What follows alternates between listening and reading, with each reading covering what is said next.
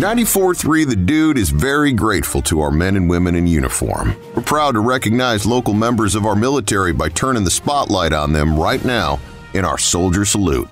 Today on the Soldier Salute, we're speaking with South Carolina Army National Guard Sergeant First Class retired Don Sornson. You know, a good manager always knows what motivates his squad. What motivates you? I have a diversified interest. If it's something that causes an adrenaline rush or makes your heart melt, I'm the guy that is sitting there crying at Disney movies, but I'm also the guy that wants to go 90 miles an hour down a curvy road on a motorcycle. So I just like things that make you feel. I like to feel sad because that makes the times I feel happy that much better. I love anything that can give me a rush, but I'm also kind of a calm guy, so I'm a contradiction of everything that you could possibly imagine. I'm an emotional roller coaster. So you were a full-time member of the South Carolina National Guard. Are you from South Carolina? No, I'm not. I grew up in southeastern Kentucky. I joined the Marine Corps out of high school in 1986. Hoorah. Came to Paris Island, South Carolina, and that was the first time I ever saw the ocean. I mean, I was a mountain kid. When you hear the term hillbilly, that's who I was. I never wore shoes. I had overalls on when I went to Sunday school. You know, I had a cane pole in my hand when I went fishing. It was in October 1986. I was on the rifle range on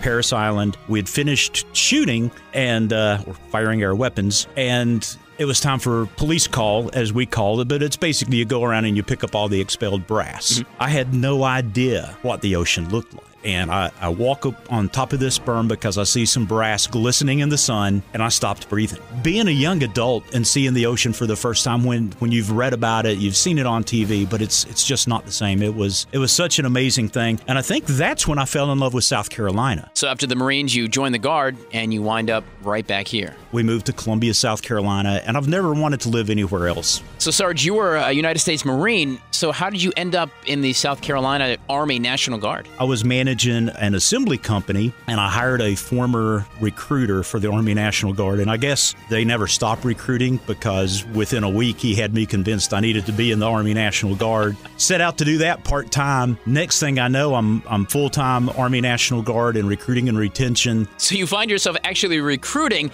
but then they realized you had another skill and put you someplace else, right? Next thing you know, I am the marketing and advertising director for the South Carolina Army National Guard.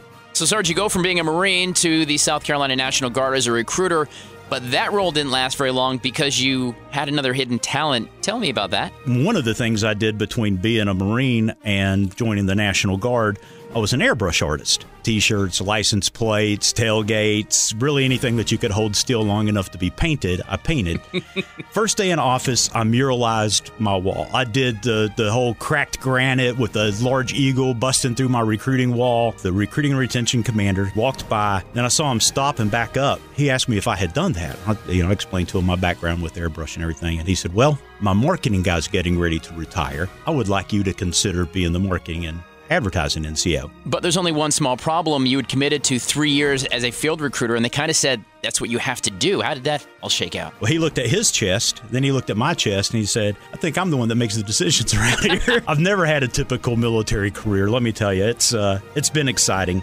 Sergeant First Class, tell us why you decided way back when to go ahead and become a Marine, go to Paris Island and do it. In the mountains, you've got two choices. You can be a coal miner or you can join the military. And there's more choices than that. But back in 1986, it seemed like my choices were pretty limited. My family was dirt floor poor, like the country song goes, and I didn't really want to go to college. Yeah, my parents probably couldn't have afforded it anyway. I didn't have good enough grades for scholarships, and I didn't, play enough sports or wasn't good enough at sports to even hope for a scholarship. My stepdad had been in the Marine Corps during the Bay of Pigs. Even though we didn't have a lot of money, I could always see the pride in his face and hear it in his voice when he talked about his service for the United States Marine Corps. And then one day, I walked down the hall of my high school and I saw a guy in dress blues. And every pretty girl in the high school was hanging around this dude. And I said, that's what I want to be.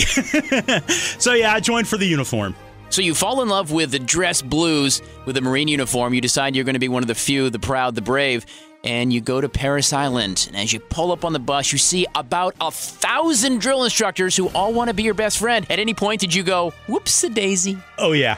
Through the recruiting process, it's all cheesecake and roses. You're being courted and treated like you're solid gold. And then the minute that white bus stops and those doors open, you're in hell.